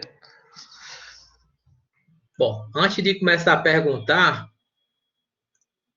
deixa eu lhe dar os parabéns, porque você foi muito feliz nas colocações que você fez. Você fez um aparato aí, você pegou realmente do que já foi, do que está acontecendo hoje, e mostrou uma coisa importante. Eu não estou falando aqui de política, eu estou falando de engenharia. O atual ministro está tentando equilibrar essa matriz que você mostrou uma tabelinha, um percentual. Isso eu sempre coloco Sim, nas nossas aulas, das minhas duas disciplinas. E mostro a eles e trago também alguns parâmetros de países, né, fora o Brasil, para mostrar que as pessoas dão importância ao modal ferroviário, ao modal aquaviário, e tenta para baratear, chegar o produto na nossa mesa mais barato, né? claro. E existem vários artigos aí que mostram que a nossa matriz está muito desequilibrada, e você pontuou isso muito bem, e o ministro está tentando aí, não estou fazendo política, estou fazendo engenharia. Então, essa nova gestão está tentando pegar a infraestrutura do Brasil e dar uma reviravolta. Sim, com certeza. É muita coisa para fazer e precisa de muito dinheiro. Então, não vai ser com esses 4 anos que ele vai conseguir uma quantidade. Mas o bom é que alguém, nesses últimos anos, aí conseguiu dizer: olha, nós estamos desequilibrados, precisamos fazer com que isso equilibre, né? Então, isso foi muito Sim. bem pontuado. Eu sempre coloco também Tinha uma outra disciplina que eu dava, que era infraestrutura de transporte, e eu falava muito mais a fundo isto, o desequilíbrio da nossa matriz de Sim. transporte. Isso foi muito bem pontuado por você. Você trouxe também assim um certo alento, porque justamente por conta desse desequilíbrio, você mostrou um horizonte. É, E esse horizonte ele se abre, ó, ele pode ser em ferrovias, esse horizonte ele se abre nas rodovias, e nas rodovias se bifurca entre novos projetos com esse novo método, assim como a projeto, execução e restauração, né? sim. Então, Não, pois não. não, o horizonte é esse aí mesmo, né? É um horizonte de esperança, né? De quem estiver preparado vai ter, né? Vai ter oportunidade. Preparado, eu digo assim, né? Em certo nível, sem aquela ansiedade de querer saber tudo, né? Mas aos poucos, né? Aquela pessoa que está sempre buscando conhecimento, ela vai conseguir pegar, vamos dizer assim, a fatia desse todo esse investimento que vai ser colocado aí no, na nossa infraestrutura. Eu estou enxergando também isso. Essa visão que você está tendo, eu também eu penso e enxergo dessa maneira. E aí, aproveitando aí esse comentário, você trouxe para os estudantes que é do engenheiro civil, principalmente aquele que gosta de ir para a obra. É o perfil de proatividade. Você citou isso aí. É, Não sei se foi com essas palavras, mas você citou que façam mais do que lhe pede. Quando você diz façam mais do que lhe pede, você, na verdade, está dizendo que você tem que ser proativo, porque o sim, mercado exige isso. Não é só o mercado nacional. Sábado passado, a gente teve uma palestra sobre o mercado internacional. Foi comentado essa coisa de ser proativo também. Naquela música, né, que foi ganhou no festival. Quem sabe faz a hora, não espera acontecer. A gente tem que entrar nessa música do festival aí, no entendimento. Então, esse é o perfil que o mercado exige. Inclusive, não o é a perfil do música, engenheiro. não é a música do Zeca Pagodinho, né? Deixa a vida me levar. Vida Não, nem aquela do outro, né? O devagar, devagarinho, também não devagarinho é. também não vai a lugar nenhum. E aí você, quando coloca essa proatividade, isso me remeteu ao perfil que o mercado exige. E a característica do engenheiro civil em transpor obstáculos é tão grande, a capacidade que ele tem de entender a situação rapidamente, tomar uma ação e resolvê-la, transpor esse obstáculo, faz com que bancos coloquem em cargo de gerência engenheiro civil. Sim, Algumas empresas fora do ramo de engenharia civil colocam o engenheiro civil para gerenciar pelas questões de discernimento, matemática, de transpor. Eu tenho Exatamente. vários colegas que estão em outra área porque foi solicitado a eles, como engenheiro civil, mas está gestando, né? Em algum tipo de atividade. Porque em obra, você entra como estagiário, depois você vai virar engenheiro de produção, então você vai estar batendo ali com o mestre toda hora, é seu companheiro, e a peãozada lá de campo. E depois, num certo tempo de aprendizado e evolução, você vai virar o gerente de contrato. Então, a gente costuma chamar aqui, não sei se você usa essa expressão, é o CPT, é o chefe da zorra toda. O cara vai virar o gerente de contrato. Aí, cada vez que ele sobe um degrau, aí que exige mais dele essa capacidade de resolver. Isso. Então, esse é o perfil. O perfil do engenheiro é quem sabe faz a hora, não espera acontecer. Não é o perfil de deitado eternamente em berços esplêndidos. A gente tem que buscar soluções e esse é o momento que a gente tem tempo para aprender. Que Ramon e o colega utilizaram uma expressão muito interessante. No primeiro dia que você não vai mais para a faculdade porque você encerrou o curso, você pode ser mais um. O que É você cruel. tem que fazer para ser diferente? Né? Eu não sei se vocês já viram uma onda sonora escrita, ela é aquela senoide, né? Né? Ela, e a depender da altura é a frequência, né? Assim como a onda do mar também, ela tem essa frequência. Então, a economia do mundo inteiro funciona dessa maneira. Ora, a gente está com a economia muito alta, está lá no pico da onda, ora, a gente está no vale, lá embaixo, onde a economia está recessiva, desemprego, falta de dinheiro, a obra não anda e tal. Mas esse ciclo, qual o Ramon citou, isso é uma coisa passageira, ela muda, a vida é assim, ela hora está por cima, hora está por baixo. Infelizmente, essa está demorando demais embaixo, É. mas ela vai ter que sair.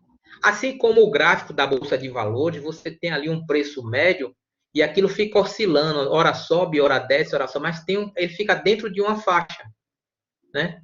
Então, toda vez que ele sobe, a tendência dele é voltar para a média de preço. Então, assim é o mercado. Então, essa onda vai passar. E Ramon deixou isso muito claro quando ele disse: olha, tem obra. Eu citei a Tem. Ponte Salvador. Estou conversando com os cabras aí, os chinesinhos de orrinho rasgado. Então, já estão aqui, botaram os pés. Então, minha gente, ouçam o conselho do experiente Ramon. Quem sabe faz a hora, não espera acontecer. Agora, vamos às perguntas. Ramon, parabéns aí, muito bem colocadas suas palavras, sua palestra. Muito obrigado. Eu que, Vamos eu lá. que agradeço. As crises sempre aconteceram ao longo dos anos em nossas vidas. Isso deve ser uma pessoa mais de idade maior, né? Segundo falava meu pai, aparecem, causa o caos e depois se vai. Essa Exato. de agora está demorando demais, gera uma expectativa ruim, negativa para a nossa profissão enquanto estudantes. Comente. Sim, demorou, mas bom, aí a gente não quer entrar muito na política, né? Sem entrar muito na política, demorou, mas agora, infelizmente, por causa da pandemia, aí deu mais uma travadinha. Mas a ideia, tenho esperança sim, vai melhorar, vai melhorar, né? A fé faz parte também, né? Agora, claro, Fé, né? Claro, eu não acredito, eu realmente não acredito que dependendo da situação, lógico que a gente fala que as crises tem períodos de crise, períodos de prosperidade, isso num país normal, né, vamos dizer assim. Isso não se aplica em países, né, que entraram em colapso total, né? A gente vê aí até alguns vizinhos nossos aí, né? É claro que eu não acredito que o Brasil vai chegar nisso. Eu acho que a gente está se fortalecendo como um país bom, normal, que vai ter esse período de crise, normal, como o mundo todo teve, mas vai voltar. Então, não percam a esperança, não.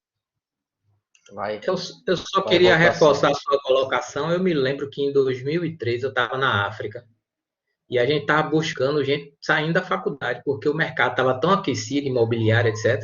Claro, Emprego para tudo que é lá, da economia lá em cima, nosso PIB também. Então faltou engenheiro. Isso foi um momento de pico, né? Isso vai acontecer um outro dia. Mas crises Vai. realmente não são tão rápidas assim. E a nossa necessidade, às vezes, é de já, né? Tem bem, a nossa geração também é muito imediatista, né? É porque Sim. tudo a gente, hoje em dia, se tu pegar, né, André, se tu fazer uma comparação com as gerações anteriores, tudo era difícil tu conseguir, né? Hoje em dia tu clica dois botões, né? Tu tem a comida em casa, chuveiro quente. Então tu vive melhor do que tem aquela história, né? Hoje uma pessoa de classe média para até pobre, hoje aqui no Brasil, ou na nossa geração, vive melhor do que quase um rei do século X, né? Do século XI, que não tinha nem onde, né, onde ir no banheiro, não tinha água quente, não tinha nada, né? Era um caos, né? Então hoje a gente tem mais conforto do que aquelas pessoas antigamente. Então a gente melhorou. Então vamos perder um pouco desse imediatismo, né, da nossa geração, que é tudo muito rápido, né, por causa da internet, tudo é rápido, a gente não tem muita paciência. Então vamos com calma que as coisas melhoram. Assim como as decisões são tomadas em cima de números, você acabou de mostrar para todos nós números tendenciosos de melhora. Isso vai É, acontecer. vai. Vamos lá. Tenhamos fé. Não tenho bola de cristal, né, mas Não, mas isso também é um papel do engenheiro, analisar números, né? é, Nós temos essa capacidade de analisar números, né? sim. E esses números aí mostram isso. E isso não é número, não são números mentirosos, são números verdadeiros. Não, O são verdadeiros desequilíbrio é um número verdadeiro. também.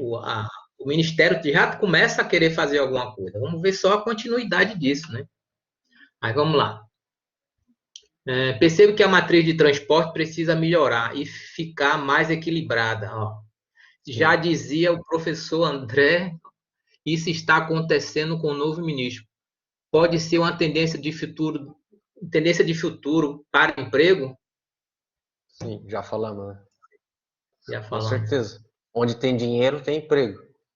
E aí o complemento dela com outra pergunta, em função dessa nova, de tentar equilibrar a nova matriz, vai começar a existir espaço para novas rodovias e especialidades em manutenção e restauração também, porque a gente fala muito em implantação, né? Foi o que eu Mas falei tem também, também né? a restauração. Mas o engenheiro que domina a parte de projeto, de implantação, também vai dominar essa parte de restauração. Então é um conjunto, né? Então, não, então dominando a parte rodoviária, ele vai dominar toda essa parte. E aí onde surgir a oportunidade, né? Quem está saindo aí, agarre e fique. E essas obras de infraestrutura são obras grandiosas. São coisa de emprego de 800, 1.000 pessoas, às vezes 2.000 pessoas. Uma refinaria, uma hidrelétrica, uma usina solar, ampliação de um porto, uma refinaria, Sim. isso tudo gera muito empregos, né? E se Aeroportos, né? realmente esse aeroporto, se isso aí realmente decolar, é a grande chance. Foram 22 Se eu tenho concessões fé com agora de isso. aeroporto. Então, tu imagina. Perfeito. E aí eu já encaixo a necessidade que, enquanto estudante, essas novas ferramentas, você colocou muito bem aí, o BIM. Aqui em Salvador, assim como qualquer prefeitura, os projetos de edificações são aprovados, o alvará de licença, né, de construção é aprovado por um órgão que está atrelado à prefeitura. No nosso caso aqui chama de SEDU, Secretaria de Desenvolvimento Urbano. Sim, temos aqui também, Aí, cedo. deve ser nesse. Se não for esse nome, é uma coisa parecida. Não é isso mesmo. Em, em Salvador, eles só liberam agora projetos, já está valendo. Se você tiver os projetos já com a extensão que você pode utilizar a ferramenta BIM. Justamente para quando ele entrar na prefeitura, ele já entra com a compatibilidade. Ou, pelo menos, sinalizando a incompatibilidade. Né? Então, isso é uma ferramenta de construção civil que está sendo muito útil, está tendo muito mestrado e doutorado na federal daqui com relação a isso. Já entra no nosso ramo de infraestrutura aí também. Então, esse Civil 3D da Autodesk, e ele é liberado por 2 ou 3 anos gratuitamente como estudante fase experimental. Então, você pode baixar aí, e você, como professor e estudante, você pode baixar, depois dar uma renovada, ele permite, aceita. E aí você tem a ferramenta e começa a estudar enquanto é estudante, quando sair com a ferramenta de infraestrutura e BIM. Isso é muito interessante. Agora, a minha pergunta a você: Pode falar. qual é o conceito, qual é a questão conceitual para ter surgido esse novo método? Que na verdade não é um novo método, é o método antigo acrescido de outras coisas, correto? Não, é um novo método, sim, Ana. É, a O principal que levou, causa. né? De onde? Qual a ideia principal? A estatística mostra que o nosso projeto, que era para dar 10 anos, está dando 5. Alguma coisa Isso. fez com que acendeu Sim, uma é que luz, né? as rodovias não estão durando aquilo que deveriam durar e o critério de ruptura do método antigo não leva em consideração a fadiga do revestimento asfáltico. Então, não é que o método antigo seja ruim, é que para o que ele foi proposto, ele funciona muito bem. Só que o que acontece, com o passar dos anos, houveram muitas aumento, né, significativo da frota, né, número de eixos passando na rodovia, a gente começou a ter problemas de trincamento por fadiga, né? E o método antigo não consegue levar em consideração a fadiga da mistura asfáltica. E esse novo método, sim. Então ele vai ter dois critérios de ruptura. E aí eu vou conseguir dimensionar a estrutura para que ela não tenha trincamento por fadiga e nem afundamento da trilha de roda. Então, basicamente, é por isso que se caminhou para esse novo método. E é um método, o método antigo é um método empírico. O método Medina é um método mecanístico empírico. Tem a parte de análise de tensões, deformações, como qualquer estrutura da engenharia, né? Então, essa basicamente é a grande diferença, assim, em resumo, né? E é por Mas, isso. mas o novo método necessita de algumas informações do método empírico. Não foi descartado, correto? Não, por enquanto ainda ele está no processo de transição, né? Então, ou seja, eu acho que os dois vão. Não, não, eu estou dizendo assim, o método Medina exclui completamente alguma coisa do método empírico ou eles são complementares? Não, exclui completamente. Porque tu não vai utilizar são ensaios diferentes, né? Um é o CBR, nós no método mecanístico empírico não usa mais o CBR. Vai ser o modo de resiliência, por exemplo. Claro, né, que algumas coisas que vêm do outro método, né, com certeza se traz para esse método, né? Mas digo, espessura mínima, coisas que máxima, por exemplo, o método do CBR tem o critério de máxima expansão do subleito de 2%. Isso aí com certeza vai continuar, né? Alguns critérios vão continuar no método Medina, mas eu digo, o principal, né, que é o CBR, o ensaio, e a forma de calcular, de dimensionar a estrutura do pavimento mudou completamente, né? Não traz nada do outro método. O que o pessoal faz, o que dá para fazer, que vai caminhar junto, é que é feito. Tu dimensiona pelo método do CBR, muitas vezes, né? E aí depois traz para o método mecanístico empírico, faz um refino da estrutura, que a gente chama. Certo. As últimas perguntas aqui aumentaram até o número.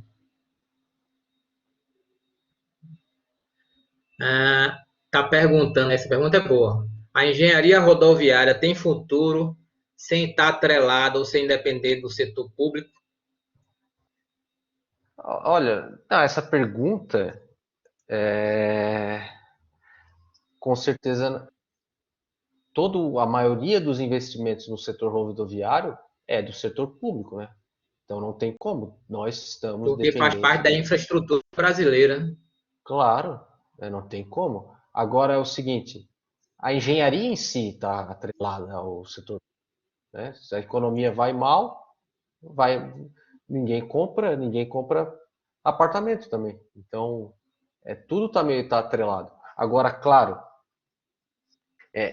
o recurso vem, né, na parte rodoviária, o recurso vem mais do setor, vem do público, né, vem do governo, porque é o governo que detém as estradas, né, tem o poder das estradas. Claro, ele faz as concessões, mas mesmo assim ainda concessão, aí já tem entra a parte privada, então é o chamado público-privado, né? As parcerias público-privado. Temos também. Mas se o público vai mal, né, a rodovia vai mal. Ramon, é uma pergunta para você aqui, ó, diretamente para você. Você teve a experiência de querer aprender, buscar saber o máximo de conhecimento sobre engenharia rodoviária.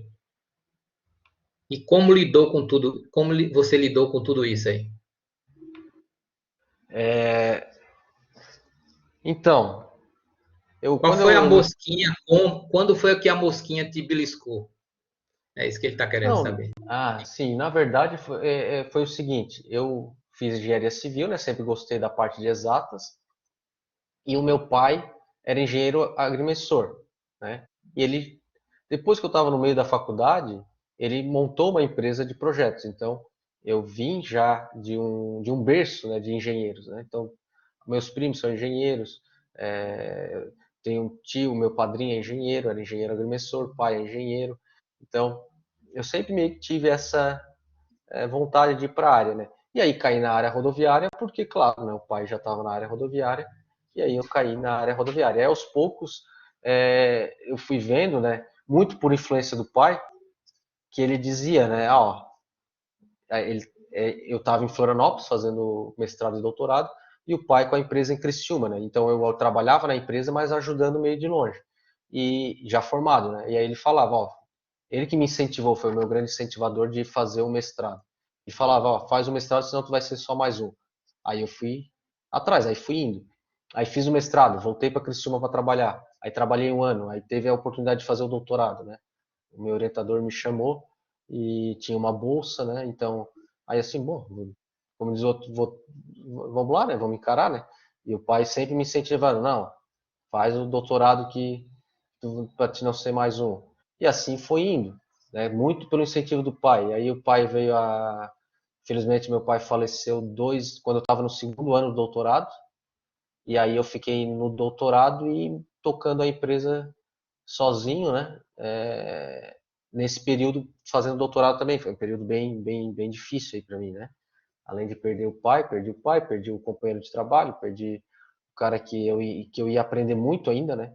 Com ele, tinha muito que aprender com ele. Então o pai tinha muitos anos de DEINFRA e fazia os projetos do DEINFRA, depois pediu licença, aí montou a própria empresa. Então o pai era na região aqui, na região sul, todo mundo conhecia ele, né? Na região ali de Criciúma. Então, era um cara que eu tinha muito que aprender. Então foi um baque grande, imagina, no meio do doutorado e ainda tendo que tocar a empresa.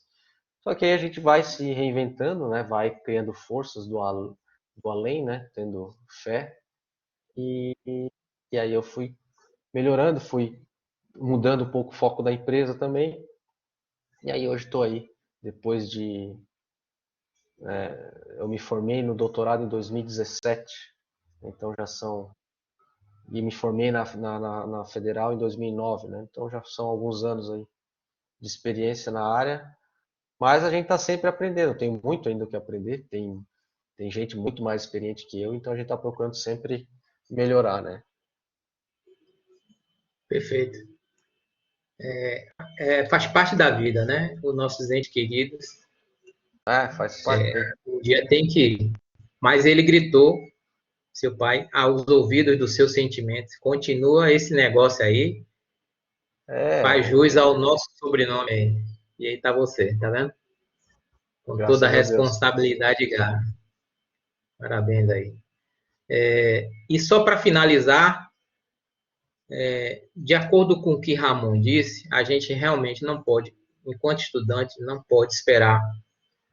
Tem que ter proatividade e buscar aí, se possível, de todas as maneiras, o tratamento capilar, que é fazer o TCC, mestrado e doutorado, porque aquilo faz cair cabelo, viu? Ó, É... eu ainda eu dou uma disfarçada aqui, eu faço aqui assim.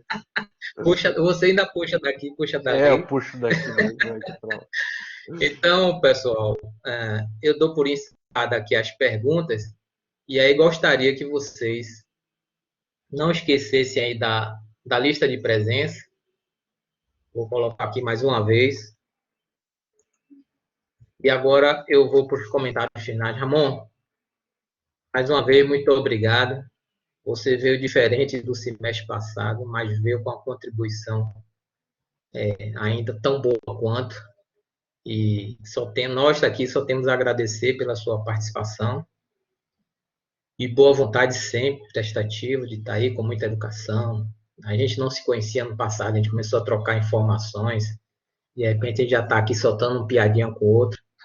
Uma hora dessa a gente vai estar fiscalizando um outro aí, eu fazendo obra, você fiscalizando ao contrário. Esse mundo Boa, é assim, né? é verdade. Então faço votos que você cresça aí, faça jus ao sobrenome, né? Leve esse nome da empresa aos quatro cantos, esse desenvolvimento que vai acontecer na infraestrutura, que você pegue uma fatia desse bolo e que a gente possa, ao longo dos anos aí, participar aí desses encontros sempre que possível, sempre que for possível para mim, sempre que for possível para você. Então, muito obrigado por sua participação, por sua disponibilidade, em meu nome, em nome da universidade, em nome dos alunos também. Então, Muito obrigado e muito sucesso para você. Agora, suas considerações. não, muito obrigado, André. Eu que agradeço aí o convite. Foi um prazer aí fazer essa apresentação para vocês. Muito obrigado aos comentários aqui de todos os alunos, né? É uma alegria grande aqui saber que vocês gostaram e deixar aí também um recado de realidade para vocês, né, que estão se formando, de que a de que a de que as coisas não são fáceis, mas vale a pena e também não são fáceis, mas também não são difíceis, né? Então não está fácil, mas também não está difícil. Basta a gente também focar, correr atrás do conhecimento e tenho esperança aí que vocês vão se formar. Espero que todos aí consigam se formar e já peguem um estágio, depois já sejam contratados e sigam a vida de vocês aí no que a vida lhes proporcionar, né? Então, no que aparecer, vocês possam agarrar e fazer da melhor forma possível. Então, muito obrigado aí pela presença de todos, para todo mundo aí que ficou quase 1 hora e meia aqui com a gente, né? No feriado, Agradecido aí no feriado, agradecido pela presença de todos aí. Muito obrigado. eu só queria fechar, Ramon. Você me fez lembrar uma história. Quando você falou em o prazer, né? Satisfação da profissão, quando ela realmente acontece depois que quem sai da faculdade. Lá na África, eu fui no período, eu fui em 2007. A guerra acabou em 2002. Então estava muito recente, tudo muito destruído, né? Uhum. E aí foi nos colocado uma obra, ficava a quase 900 quilômetros da capital. Se a capital não tinha nada, no interior a gente conseguia falar por um telefone de satélite, pra você ter ideia. E mesmo assim, a depender do tempo, você não conseguia nem sinal. Ligação caríssima. E aquele local era 100 quilômetros de rodovia de implantação, porém, acho que tinha uns 50 mil habitantes no máximo. Coisa pequena. Mas quando eu cheguei lá, eu vi, bicho, uma pobreza do tamanho do mundo. Aquilo me tocou demais. Fizemos a obra, inaugurou e tal, e eu fui para outra, mandaram para outra, que eu achei que ia ser na praia, né? Me mandaram no pior lugar mais ainda, mais difícil. Quem conseguiu a primeira, e mandaram, manda esse pessoal que esse pessoal resolve aí. Aí foi. Precisou voltar um período lá para fazer uma manutençãozinha de erosão que deu. Ramon, 2 anos depois que eu voltei lá, a satisfação de ter visto aqueles 50 mil, não sei mais 50 mil, e está trafegando ônibus, caminhões, o que eram barracos na cidade inteira, você já começa a ver escolas, Ah, né, coisa boa. comércios.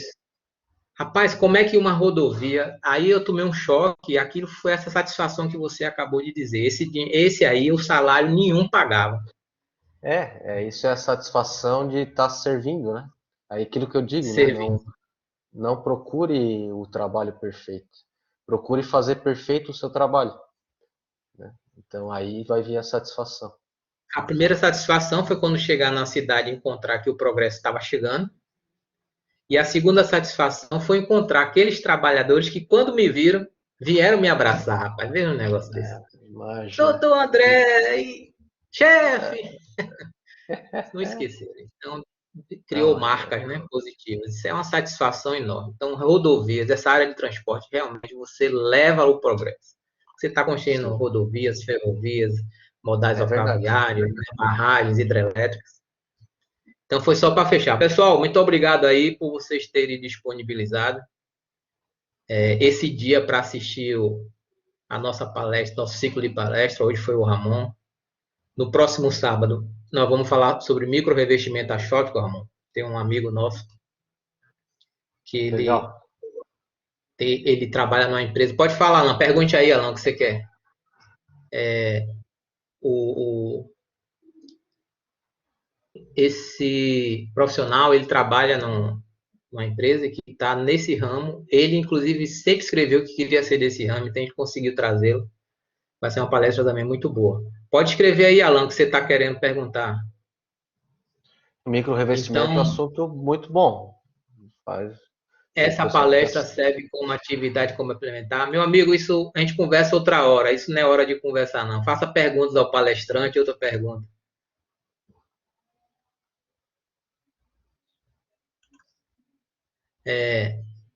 A gente vai discutir isso, Alan. O importante é você ter tirado aqui um proveito muito grande, tirado proveito muito grande do que foi dito. Fala, Nildemar. Nildemar é quem Nildemar como é o nome, rapaz? Tem uma personagem do teatro. Nildemar é a sombra. Não é isso, não, mas é a sombra do cara que vai apresentar. Fala, Nildemar. Na próxima semana. Então, Ramon, muito Ah, obrigado mais uma tá. vez, viu? Muito Então bom, tá, muito não. bom. É bom tê-lo aqui com a gente. Que bom que Não, essa mano. distância. Ó, nem, você vê que a Covid não é de tão ruim assim, né? Já É, começa.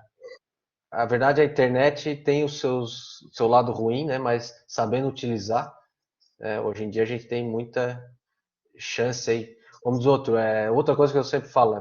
Para de ficar vendo a vida dos outros no Instagram e na internet, vai fazer a sua e procure as coisas que podem ajudar na internet, a informação que te ajuda, não aqui te atrapalha. Valeu. Ramon, muito Então obrigado mais tá, uma vez. Pessoal, bom feriado. Até na próxima semana aí. Na até, próxima aula aí, quem fez prova, a gente vai discuti-la. Tiveram algumas interrogações aí de vocês. Espera aí que Nildemar. Em relação ao aditivo de valor em obra de manutenção rodoviária, o percentual máximo não é só em obra, não é só em obra de manutenção, não. Isso é tanto o Ministério Público como o TCU estabeleceram os tetos máximos, né? Isso é lei. Acima de 25%, quem assinou recebe aquela pulseirinha de prata. Vai responder por isso. Não é isso, Ramon? O se, teto é 25%. até 25. Em relação ao aditivo de valor, as obras de manutenção rodoviária, percentual máximo, já está respondido. Pronto. O teto é 25%. Isso é TCU. O orçamento está todo amarrado. Existia, Ramon, antigamente, eu me lembro quando eu era novinho de estudante, o orçamento, quando ia participar, o BDI de um era um, que era uma coisa escondida, mas aí tiveram órgãos públicos, não, você vai ter que, para mostrar para a gente o seu BDI. Aí Sim, variava.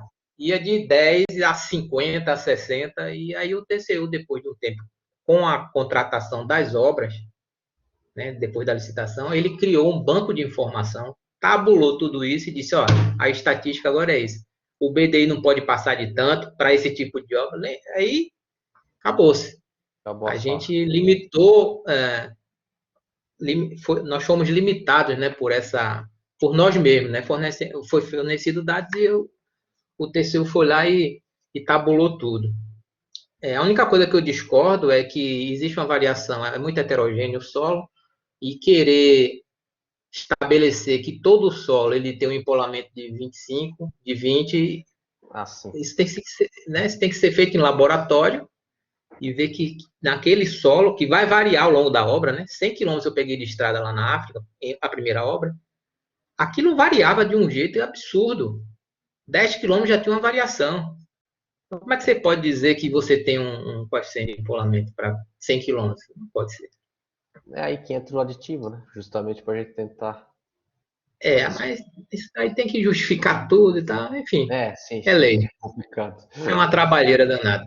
Então, ó, pessoal, Ramon, obrigado, pessoal. Até Valeu mais. aí, bom final Tchau, de tchau, semana. pessoal. Muito bom, adorei. Valeu, valeu. Tchau, tchau.